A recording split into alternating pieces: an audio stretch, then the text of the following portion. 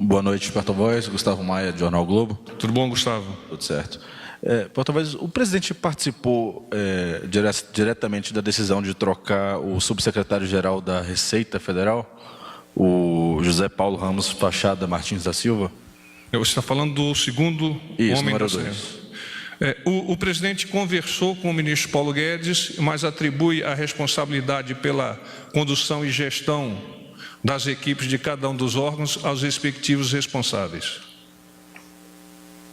Ele foi consultado de alguma forma sobre isso? Então, como eu disse, ele confia no desempenho e na avaliação de cada um dos seus subordinados diretos, na avaliação das equipes que transformam e trabalham no entorno de cada um deles. Só aproveitando mais sobre outra questão, o PGR, o presidente pretende anunciar amanhã o nome e a escolha para PGR, comando PGR? O presidente comentou comigo há pouco que, em face do número elevado de pessoas extremamente qualificadas, ele tem tido dificuldade, sim, de fazer a seleção final. Ele está debruçado sobre cada um dos nomes, aprofundando o conhecimento e percepções, e no momento adequado ele fará essa divulgação. De forma que eu não posso afiançar-te que amanhã ele fará essa divulgação. Boa noite, porta-voz Fábio Murakawa, do Valor. Tudo bom, Murakawa? Tudo bem. Porta-voz, sobre essa conversa que o presidente teve com o ministro Sérgio Moro de manhã, né? O senhor disse que eles discutiram alguns vetos na lei de abuso de autoridade aprovada pelo Congresso. Foi definido algum veto especificamente? Quais vetos são esses? Sim, o presidente vetará alguns pontos, mas não me adiantou quais esses pontos ele terá, até por sua posição como membro e chefe do Poder Executivo, ele terá a indicação desse veto. Então, sim, serão realizados vetos, mas ele não me adiantou especialmente quais serão esses vetos. Boa noite, porta-voz. Thalita Fernandes, da Folha de São Paulo. Tudo bom, Thalita? Tudo bem.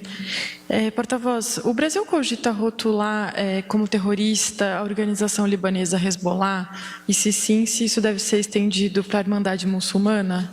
E não ficou muito claro sobre a participação do presidente na demissão do número 2 da Receita. Ele fez algum tipo de pedido, fez algum comentário ou ele não participou dessa decisão? Não, Obrigada. como eu disse, o presidente atribui a responsabilidade da decisão da montagem da equipe aos seus respectivos chefes de órgão, de secretaria, no caso, como você me adianta por meio da sua pergunta. Sobre o Hezbollah. Eu desconheço esse assunto, eu posso avançar o conhecimento junto ao presidente e te retomo assim que tiver alguma posição dele. A MP do COAF deve sair amanhã? Vai ser uma MP mesmo? Sim, será por meio de uma medida provisória, quando então o COAF estará subordinado, estará sob o guarda-chuva do Banco Central, transformando-se numa unidade de inteligência financeira que será gerenciada, que será complementada por funcionários daquele órgão financeiro que é o Banco Central. Nós não temos ainda o dado para te avançar. Há a probabilidade de que saia assim a curto prazo. Porta-voz, boa noite aos presentes. Edu Oliveira, Folha do Brasil. Tudo bem, Edu? Eu trago hoje duas perguntas. Edu ou Eduardo, teu nome? Alguns chamam de Edu, outros chamam de Eduardo. Mas certidão de nascimento? Eduardo. Então tá bom, Eduardo. Eu trago hoje duas perguntas feitas pelos brasileiros. A primeira é do Eduardo da Silva Costa, do Maranhão. Eu tenho 29 anos, sou pai de família e desempregado. Gostaria de alertar sobre o total abandono do nosso Estado sobre o governo de Flávio Dino e de governos passados. Sofremos com as piores estradas, pior educação, pior saúde e pior segurança. O que pode ser feito pelo governo federal para ajudar a mudar nosso Estado para algo digno de seres humanos?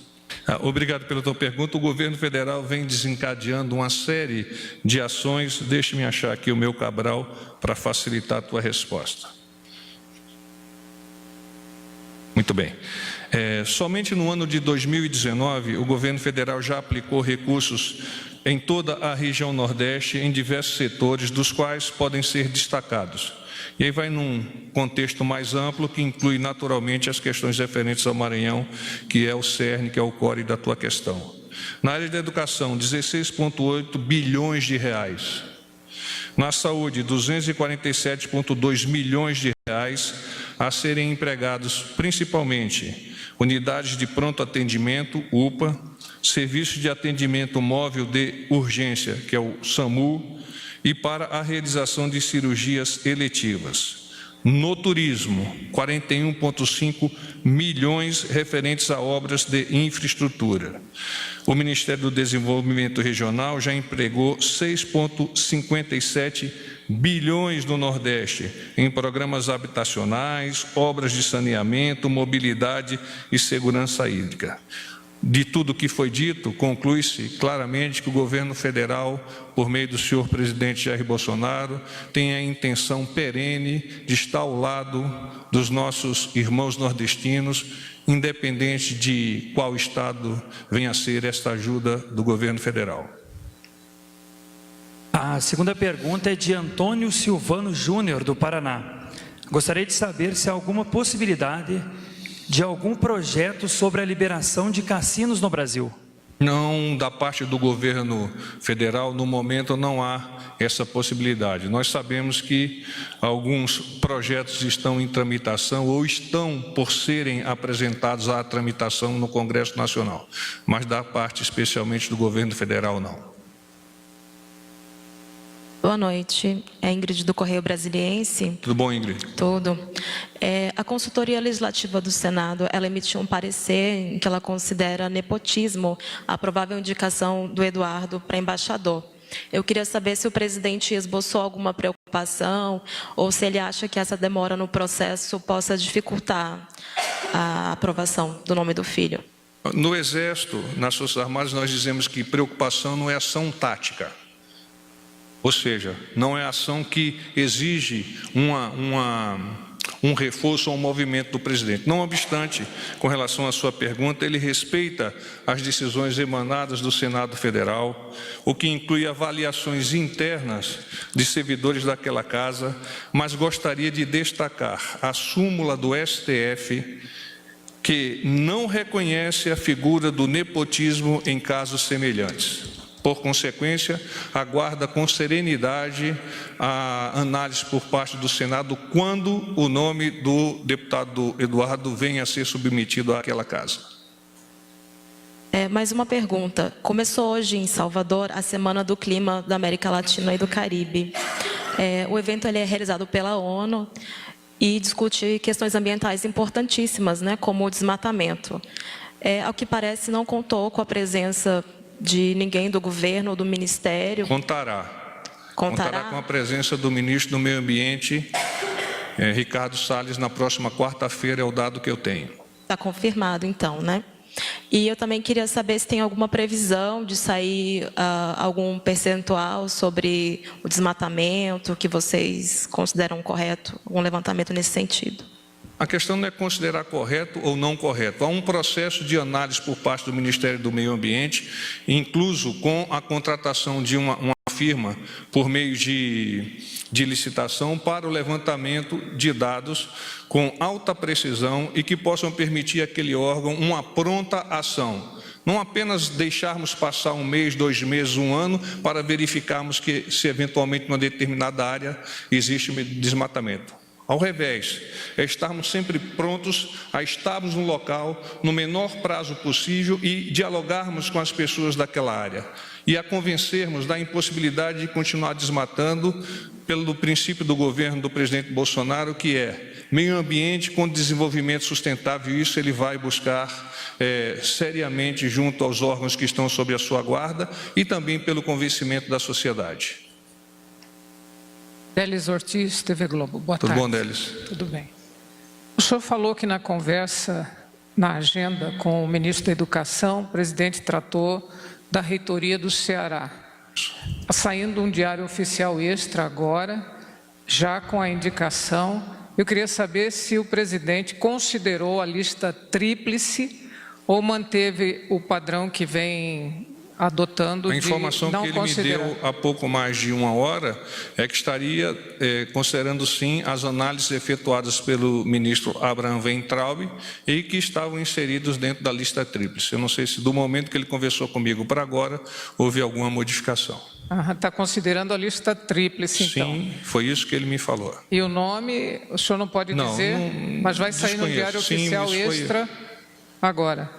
O que me disse o presidente e que tratou com o ministro da Educação foi sobre isso. Com relação ao momento que isso será divulgado, eu não tenho como te adiantar agora. Posso, naturalmente, fazer a consulta lá à SAGE e te adiantar em seguida. Ok, obrigada.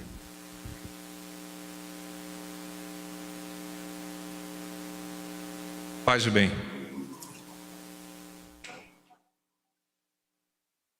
Tá bem. Boa noite, tudo bem? É Luciana Verdolim, da Jovem Pan. Tudo bom, Luciana? Tudo bem.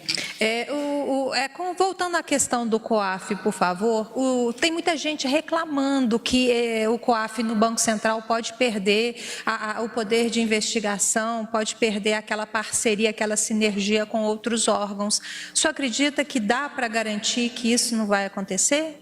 Sim. O senhor quer comentar, fazer algum...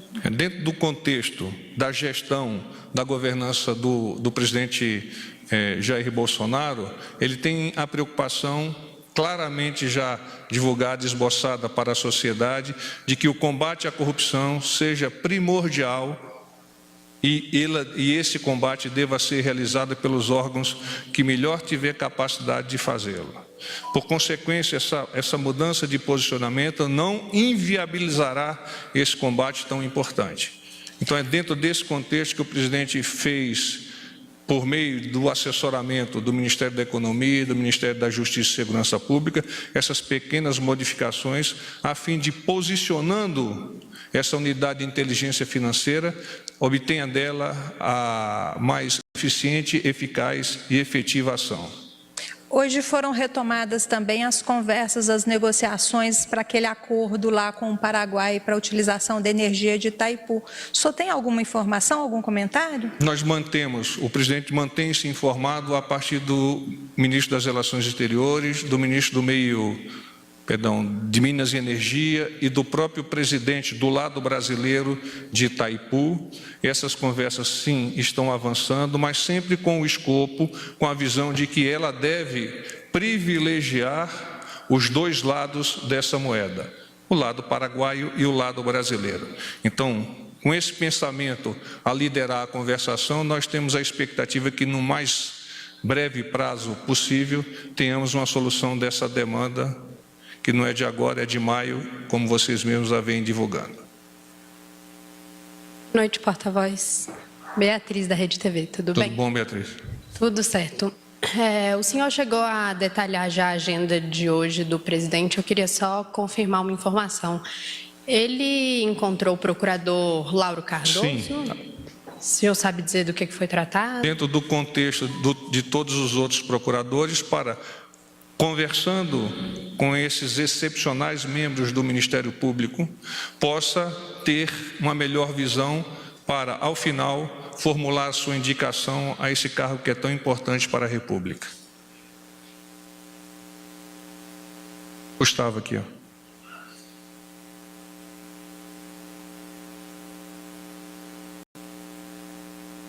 A última sobre essa questão da PGR, queria saber quem foi que apresentou o subprocurador Antônio Carlos Simões Martins Soares ao presidente. Eles se encontraram na semana passada, e se a indicação dele foi feita pelo senador Flávio Bolsonaro ao presidente diretamente.